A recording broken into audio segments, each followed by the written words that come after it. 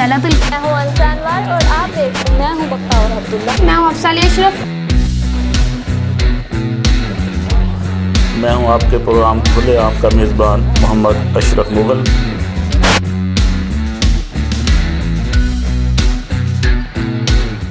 بسم اللہ الرحمن الرحیم. السلام علیکم. میں ہوں انسا انور اور آپ دیکھ رہے ہیں JNN نیوز. بڑھتے ہیں مزید خبروں کی جانب.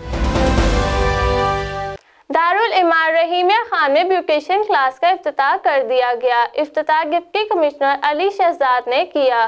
مزید تفصیلات جانتے ہیں آفتاب انور سے. رحیم یار خان دارالایمان میں بیوٹیشین کلاس کا افتتاح کر دیا گیا.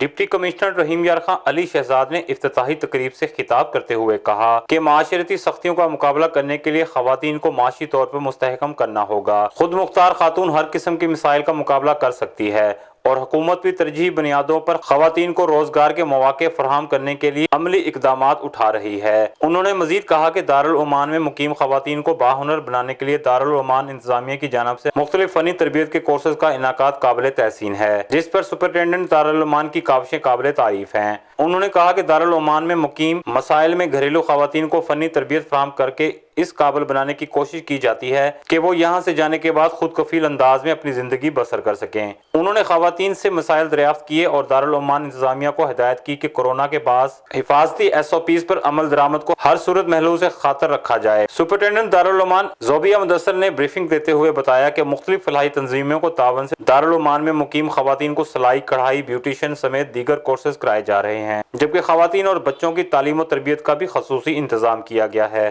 اس موقع پر ڈپٹی کمشنر علی شہزاد نے سپرنٹینڈنٹ دارالایمان زوبیہ مدثر کے ہمراہ سلائی کڑھائی کا کورس مکمل کرنے والی خواتین میں سرٹیفکیٹس بھی تقسیم کیے. کیمرہ ٹیم کے ساتھ آفتاب انور، JNN نیوز، خانپور.